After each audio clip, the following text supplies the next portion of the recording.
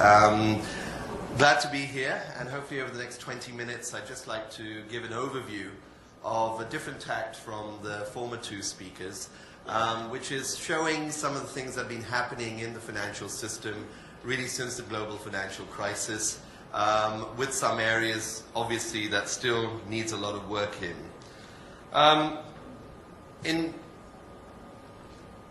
The crisis of 2008 was really a result of excess leverage, and a lot of this excess leverage was fueled by funding from shadow funding, we could say that.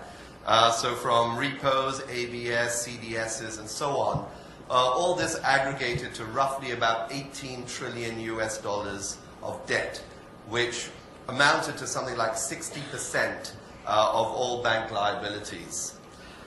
Our view is that liquidity stress is a precursor to solvency risk, and as funding dries up, banks are forced to deleverage, which creates a credit crunch within the system. The good news is today we are seeing a significant reduction from 2008 from the shadow funding, and therefore a move towards a more sounder financial system is underway. If we look at US, for instance, the shadow banking area continues to deleverage. If we look at this chart in particular, and in fact, it's now under 100%. So loans back to, shall we say, back to basics funding is that loans to deposit ratios today are back below 100%. And basically, we can say when it reaches this ratio is that we are seeing excess liquidity in the system, which obviously helps funding and help businesses and so on. In Europe, the picture is slightly different. Although we have seen an improvement in loan-to-deposit ratios, it's still much higher than the US, and that's because Europe was actually much more dependent on wholesale funding than the US was. So there was much more use of CIVs, CDOs, etc., etc. However, the system continues to deleverage, and again, it is going in the right direction. However, as the West deleverages, the emerging markets are leveraging up, which is actually making a more balanced and more inclusive financial system than perhaps that we saw before. Since the Asian financial crisis, Asia debt levels are actually up about 30%, 30, and since the global financial crisis, it's actually up about 11%. So we believe that this will lead to a much more global balance landscape. As the West that had too much leverage is deleveraging, we are seeing actually emerging markets leveraging up. Asia is re-leveraging partly because of the consumer. And the consumer we believe, will drive emerging market growth going forward. And to a large extent, in recent years anyway, the consumer has becoming much more important in the Asian region. So again, an inclusive system is not just about lending to state-owned enterprises and the big manufacturing industries and so on, but is to provide credit for the consumer to lead again to a much more balanced financial system. One thing though that regulators have to be very conscious of, as shown in this chart, is be very conscious about the Gini coefficients. The Gini coefficient is basically measuring the gap between the rich and the poor. And as you can see over here is that essentially if we look at a lot of countries, the Gini coefficients are actually rising. So the gap between the rich and poor in many places is actually getting wider. Now this, I'm sure all of you will recognize, is not a healthy situation, and certainly there are more that governments and regulators can do to try and address this situation, which if it continues will lead to a lot of social imbalances and problems in global economies going forward. So in terms of again being much more inclusive in terms of financial systems, as I mentioned already, is towards much more growth in emerging markets. Stronger demand in emerging markets can help boost output and to help develop markets where demand is currently very weak. If we look at consumer loan growth, as shown in this chart over here, we can see that consumer loan growth in the emerging markets, as measured by the BRIC countries, is now much more stronger than it is in the developed world. This is year-on-year growth in terms of loans. Again, as I mentioned earlier on, this will help the emerging markets grow further, especially in the consumer sector where we see a lot of potential. Consumer loan growth especially has been very strong in the Asian area, as we can see as shown by many countries in Asia, and this has particularly led a lot of emerging market growth in the consumer area. Another way that regulators are trying to improve the financial system and the banking stability is through Basel III, and I think all of you are very aware of Basel III. It is significant deleveraging and significant capital injection into the banks. The good news is, without going through this whole table in detail, is that there is a lot of the capital ratios today that are being met. However, some of the big banks, which could lead to systematic risk going forward if they don't recapitalize, still need to raise money. But the point is that progress has been made, and certainly we see further improvements over here, but we need to see further capital raising. The other thing is that it's just about capital ratios, but it's also about liquidity coverage. And just to talk briefly about liquidity coverage ratios, LCRs, this is the ability to meet client withdrawals over a 30-day period. Sorry. Here again, if we look at the chart over here, is that we are seeing improvements, and we are seeing a lot of banks in the world that already meet this LCR requirement. So liquidity requirements are being met. There's actually two stages. One is 50% reached by 2015, and the 100% has to be met by 2019. But as we can see, that most of these banks already meet this liquidity requirement, which is very good news. I think the other thing to note that it's not just about rate policy anymore by regulators and government. Governments need to be more involved with macro policies that help the overall economy, and it's not just about fiscal and monetary policy anymore. And some of my speakers actually addressed that earlier on. And certainly some of the areas that they can definitely look at is capital requirements in banks, which we've talked about, but credit issues as well as liquidity issues. And an example of that is in Singapore and Hong Kong. One of the things that the regulators are doing in this area is basically to address asset bubbles before they become a big problem. And certainly regulators in Hong Kong and Singapore have been looking at loan-to-value indicators and debt-to-income indicators to put actually ceilings on bank lending to the property market and imposing certain fiscal restrictions to try and prevent bubbles. So again, regulators, governments certainly have moved beyond, and there are examples of this as shown from the traditional monetary and rate policies which was largely used to try and regulate certain things within the financial markets. The other thing is the development of non-financial, non-banking loans, and China is a very good example of this.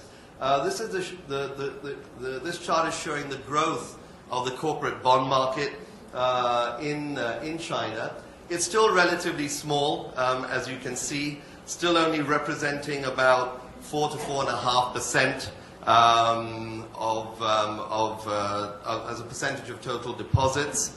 But the corporate bond market has been growing in China. And again, continued growth in this will be important to take away financial stress from the banks and banks' balance sheets and provide an alternative source of capital for corporates and so on. So not totally reliant on the banking system. Further development of this in Asia is very important, and certainly I would say that the development of this corporate bond market in Asia has been largely on the more disappointing side. Ever since the Asian financial crisis, policymakers have been saying that they want to develop this further, create more liquidity, but certainly, especially in local currency bonds, we need to see more development in this area, certainly. I think just learning a little bit from the past, the Asian financial crisis was also largely caused by extensive leveraging. And the next few slides are just showing some examples of that. This slide is showing Indonesia, where the banking system had huge excessive leverage pre-Asian financial crisis. And today, though, we see that, that the loan deposit ratios have come down significantly. And certainly NPL ratios have also come down significantly. As a result, we are now looking at Indonesia as one of the stronger economies globally, and especially in Asia, where liquidity and the access, and the provision of bank lending is not an issue. And the important thing is that the macro numbers and all that in Indonesia are very well balanced indeed. Korea has been on the forefront in terms of putting certain regulations in to ensure that there is a sound financial sector. And the Korean regulators have put a hard limit at loan deposit ratios at 100%. And today it's certainly sitting well below that at roughly 80%, again providing liquidity to the system. You may be asking, well, all this leveraging up in Asia and so on, is it a problem? Is that going to lead to further leveraging problems again in the future? But if we look at LDRs today, they're a far cry from the high levels that they were in 1997. Just taking a few examples, Indonesia, 106% in 1997, but today at 87%. Thailand, which was at 146% in 1997, is today at 86%. So, although Asia and emerging markets have been leveraging, and we think it's healthy, given that LDRs are still well below 100%, and again, it's helping the global rebalancing, helping to create demand in emerging markets, and providing demand and services for the developed countries as well. I won't dwell on this too much, but again, there's been a significant improvement in current accounts as well, just using some Asian countries as examples. Again, today we're a far cry from where we were in 1997, even though we are seeing more domestic demand and so on. But again, using this table, if we look at 1997, using 4 countries as example, they all had negative current account balances. Today, essentially, they're all in positive territory, bar Indonesia, which has a small current account deficit. Sorry, pressed the wrong button. Shifting tact a little bit, one thing I think should be highlighted is that although we certainly believe that regulators and governments can help to balance the global financial system, and certainly there are things that are happening to help that, which I hopefully pointed out earlier on, there is still a lot more that can be done, and certainly they are facing many challenges, which some of my earlier speakers have already pointed out. But one thing I would stress is that it is important to note that profits should not be demonized. Sometimes I think politicians have overstressed this, is that sometimes it comes across to the common public that the profits of the big banks are perhaps too large, and this is not good. But this is far from the case. Essentially, profits that are being generated help to recapitalize the banks. And the high ROEs are actually generally healthy and keep the financial system healthy to provide liquidity to the system. And taking some examples of this that shows that evidence with higher bank ROEs that help organic capital growth and a more sound financial system is to look at Australia, Canada, and certainly to an extent China. We look at ROEs in Australia and Canada certainly of over 16, 15%, and the NPLs are only 1.5 and 0.9%. This has really helped grow these banks and help liquidity within the system as well. Some other things just to point out is perhaps some non-conventional tools to help credit come back to the financial system, to keep a more inclusive financial system as well. Ever since the global financial crisis, there's certainly many companies that have been cut off from credit, which, again, as you all would agree, would lead to imbalances within the system. To help the economy grow as a whole and a more balanced growth, credit needs to go to companies across the board, including SMEs. This is an example in the US, for instance, how loans to SMEs had collapsed during the global financial crisis, but again, through various policies that governments have initiated, has increased the loans now to the SME side by making actually the credit standards a little bit more flexible than they were. Now again, to stress, this flexibility doesn't mean that loan standards have come down and we're in extreme negative issues versus these, but it is to encourage banks to lend to this area for a much more balanced growth within the economy. Another example of this is in the UK, something called the Funding for Lending Scheme. Again, where deleveraging has been very acute in the UK ever since the global financial crisis, as shown by this chart over here. Access to credit and access to capital by companies, especially in the SME area, has been very difficult. So the UK government have come up with this scheme where essentially participating financial institutions can borrow roughly about 5% of their stock of existing loans to lend to the real economy.